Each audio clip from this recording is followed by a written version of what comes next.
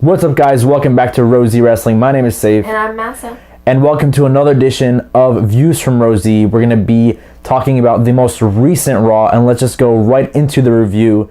We have John Cena starting off in the ring, and he's basically talking about how he doesn't have a road to WrestleMania. Now he needs to win the Elimination Chamber in order to beat Brock Lesnar for the Universal title at Mania.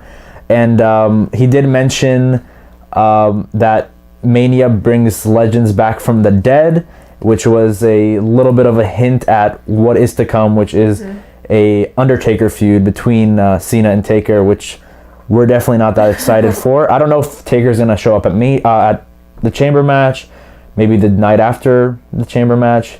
Not completely sure, but I think it's inevitable that these two are going to be wrestling against each other.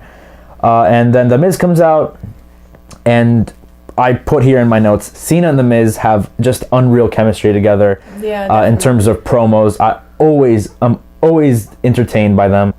And they agree that they're going to have a match. Loser of the match enters first in the Chamber. And The Miz Taraj have a pre-match ambush. And then the match begins between Miz and Cena. Now, what do you think of this match as a whole? So, this match, I thought it was at first, it was pretty good, nothing super crazy, but what I liked in a way was the kickouts of each other's finishing moves, and just it was a little bit different. We saw a different side that we don't really usually see. We don't really see that many kickouts. Usually AA and it's over, but this time it was had to be done with the super AA, as I like to call it. And also something I just noticed, and I've noticed this for a long time, I've never really mentioned it, but I really hate the STF. I used to really like it. I thought it looks cool. It just looks really weak. I don't know if he locks it in right. I think the way Cena does it is really so weak. Bad. I've seen other people do it, and it looks devastating, but Cena has awful execution with the move. And there was a cool sequence when there was a figure four that turned into a STF. Turned into actually a crossface. But Cole said it was an STF, and I know Corey Graves corrected him. He's like, I think it's a yes lock, but come on, Cole, you've done this for long enough. You should know the moves. But yeah, overall good match. Cena ends up winning with the top rope AA. Miz will be the first one to start off. Afterwards, we see a Matt Hardy promo and a promo with Gallows and Anderson. Nothing special about any of the promos. They're just kind of talking about their matches that they're going to have soon. And then we go straight into a Gallows and Anderson versus The Revival. The Revival come out and they have a pre-match little beatdown in the ramp. And, but they go into the match regularly. But what I just don't really understand about this is that it? They're just going to keep wrestling each other? Yeah. We had this at Raw 25, okay, I understood, and then in the pre-show of Rumble, okay, I understood.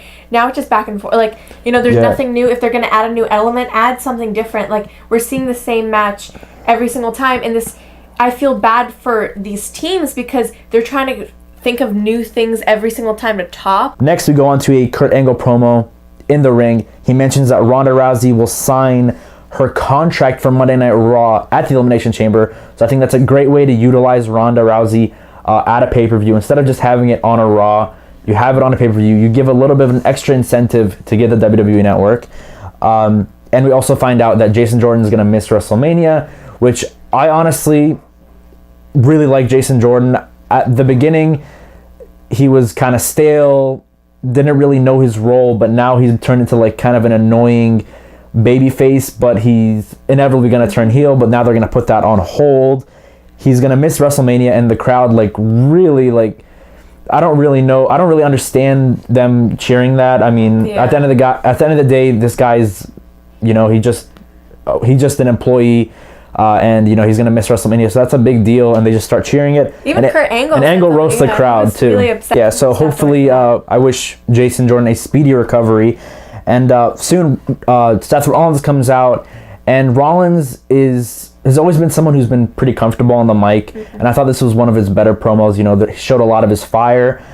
He talked about how he doesn't want to miss out on a WrestleMania moment, and he is actually added to the Fatal 4-Way in the main event, which they made it a Fatal 5-Way. More on that later. Now we have a Bray Wyatt promo. nothing really special, just kind of building himself up for the Fatal 4-Way. Or Fatal 5-Way Fatal now. 5-Way now. But now we have Sasha Banks versus Bayley, and Bayley's actually the hometown hero in San Jose. And I actually want to know what your thoughts on this match, but I also want you to compare and contrast it to the past women's matches in the past few weeks. I think this was a very good match. I think maybe it was probably the weakest out of the 3 matches from the past few weeks, but the past 3 weeks on Raw, there's been some very high quality women's matches. You had the Asuka Sasha Banks match, you had the Asuka Bayley match, and now you have Sasha Banks and Bayley. Mm-hmm. They're really showing what they can do when they have enough time in the ring. Like, we don't really see this on SmackDown. We've seen Charlotte go against Liv Morgan. We've seen Naomi go against Liv Morgan. Those matches were kind of duds, if I'm really honest. But here on Raw, we're really seeing what these girls can do. And Bayley ends up winning with a top rope Bayley to belly. I'm happy that she won. I actually really wanted her to win. I didn't want them. One, it's her hometown, but also this kind of makes her seem more of a viable threat, and this really kind of builds her up to be a threat against Sasha Banks because they've had some back and forth. So this was a feel-good moment. This match was actually like a lot different than I expected it to be. But Sasha was kind of playing a little bit of the heel role, showing a little bit of a dirtier side. And I also want to mention that even though this was a really good match, again, like, what is the plan for Mania for the women's division? Because I thought it was going to be Sasha Bayley. I thought Sasha was going to win the title at the Chamber and have her turn on Bayley. But now that's not going to happen. I thought it was going to be possibly Asuka, Sasha Banks. They already gave that away on free TV. Is it going to be Alexa Nia? Like, I'm not really totally interested in that. They already kind of messed up that storyline. So again, the lack of direction is something to be concerned about. So back to the match at hand. Afterwards, Nia Jax comes out with a post-match beatdown, and she basically says that these two girls, they took Asuka to her limit, and I just took them out very easily. So building up to obviously the Nia Jax Asuka match, which Nia is not going to win. Mm-hmm. And hopefully she doesn't win, because that would be awful if they just gave away Asuka's streak like that. But then we go on to a bunch of promos. Like, we didn't have a match here for a good maybe 20 minutes. We had Rollins and Reigns and the bar have a promo. Again, nothing too much of consequence. I don't want to spend too much time on these. I want to talk more about the more important stuff. We had an Asuka hype package, which was, I think, necessary to have, since especially Asuka wasn't on the show. You had Titus Worldwide have a promo, and they're just basically hyping up Apollo Crews. Crews can't lose.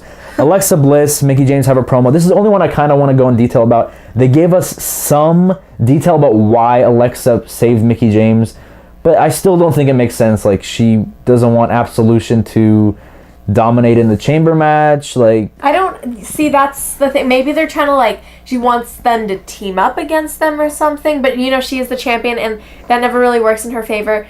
But I just don't really understand, what are they doing with Alexa right now? Because she's, we already talked about how she's not really the best champion right now. And again, Mickie James isn't doing anything either. So, like, are they going for a heel turn for Mickie James? Face turn for Alexa? I don't really know. Again, they're keeping us kind of in the dark, but we just have to wait and find out, to be honest. But then we move on to Absolution against Mickie James and Alexa Bliss. And I was actually surprised that Alexa Bliss was wrestling in this match, because she's wrestled maybe, like, 2 matches in the past, like, 8 Raws. Like, does she have an injury? If she does, why isn't the title taken off of her? She hasn't defended her title since October. So it's really been a bad run with the title. But honestly, screw Absolution. I hate this now. Like, at first I was okay with it, but I honestly just really hate it. Sonya Deville is a badass. You can have her be on her own.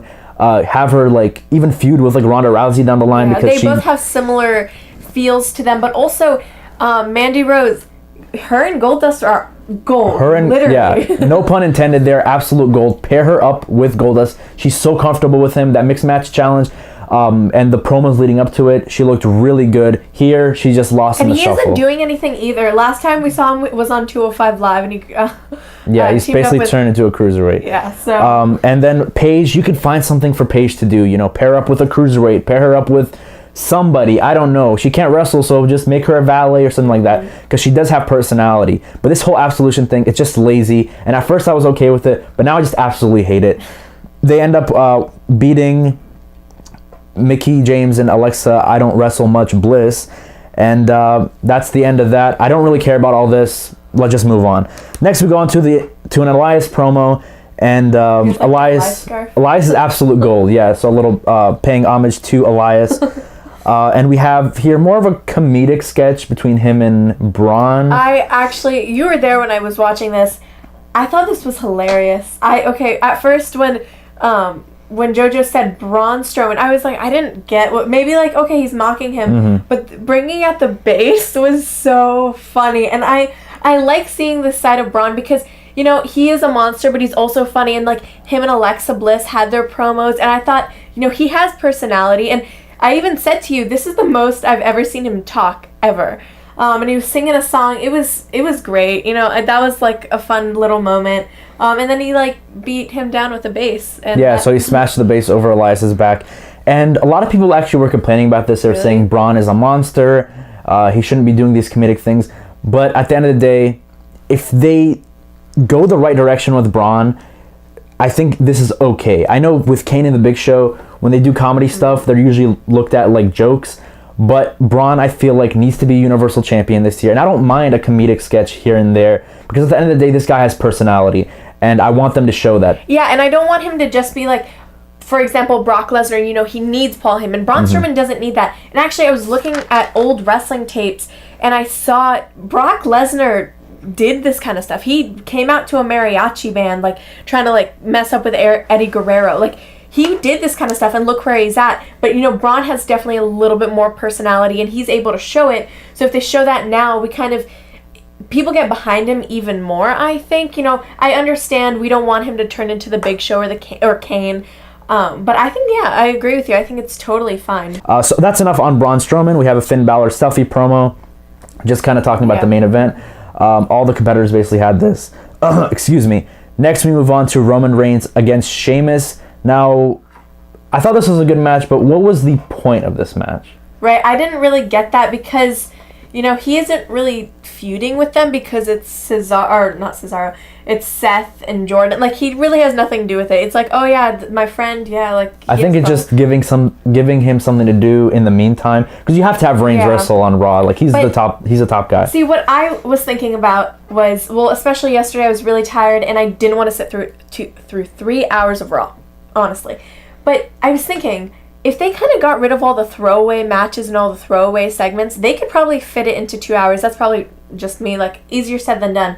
But things like this, it doesn't build to anything. There's no, okay, after this match, it's like it never happened. There's no continuity, unless they're going to do something with it, but... Which they're not. They're not. So why have these excess throwaways? Like, that waters down your content, which I personally don't like. And, you know, sitting through another match, I have better things to do than just, you know, I don't hate this match. I thought it was decent, but just, again, there's no reason for it. Yeah, I mean, this was a good match, but yeah, I prefer something with consequence than just a match that really doesn't matter, even though both of them are great in the ring.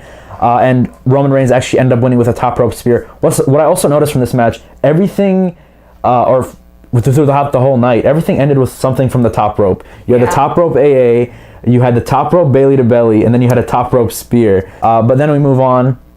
Ivory, the newest inductee to the Hall of Fame. Into this year's Hall of Fame. This Hall of Fame is going to be stacked. Already Goldberg, who is my personal favorite, the Dudleys, and now Ivory. I wonder who else they're going to have but Ivory. One of the actually wrestlers who started off on Glow, which is a great Netflix show. You guys should check it out. So congratulations to her, and I'm excited to see who else is going to be inducted. But then we move on to the main event, and this was such a fun main event, honestly. Just balls to the wall. This reminded me a little bit of the Fatal 4-Way at SummerSlam, just because, you know, they were able to all look like stars in their own little way. And also, like, going through this match, I was like, this is going to be amazing. I personally thought that Finn Balor was going to win. That was my overall, that was your too, like, our prediction. But the ending was really weird. Like, I didn't know what was going on and for a second, but we found out. So Finn Balor and Seth Rollins both pinned Bray Wyatt. Yeah. And that was obviously a really confusing ending, but I just got to ask, like, why did the referee count when they're both on Bray Wyatt? So wouldn't he have just said, guys, like, we can't do this? Because, like, you can't have two people win a match. Like, it was really dumb. I was like, oh, okay, so they're going to have Seth and Finn next week. I mean, this is Yeah, going to that's be what I thought. this is going to be a really long road just to get into the Elimination Chamber. But then they actually announced that it's going to be a 7-man Elimination Chamber. I don't know how this Now, what do you think about that decision? So I think that they're gonna do it like 3 people start out in the ring and then the pods open. But like, why? The whole thing about the Elimination Chamber is it's not like the Rumble where a lot of people get chances. This is just because this is your second, kind of like your second chance. This is, okay, you didn't win the Rumble. If you're on Raw, you have a second chance to win the Elimination Chamber. When it comes to wrestling, I'm kind of a traditionalist. Like when they had a 40-man Royal Rumble back in 2011, I was really against that. And now 7-man Elimination Chamber, I'm like, but I grew up with it being 6. Man, yeah. And it's always been 6, except for like that tag team chamber that one year. But overall, I thought this was a pretty good Raw, some decent matches, not too much filler. And I'm kind of excited for the Elimination Chamber. I know that the direction they're going in, they're going to have Roman win it, which I don't have a problem with that. But it just makes it very predictable. So maybe they'll just pull out a swerve. I have no idea. But that's it from us. Tell us what you thought of Raw in the comment section below. Don't forget to like, share, and subscribe. Comment down below any suggestions that you have. We're always open to hear your suggestions. And we'll see you guys later.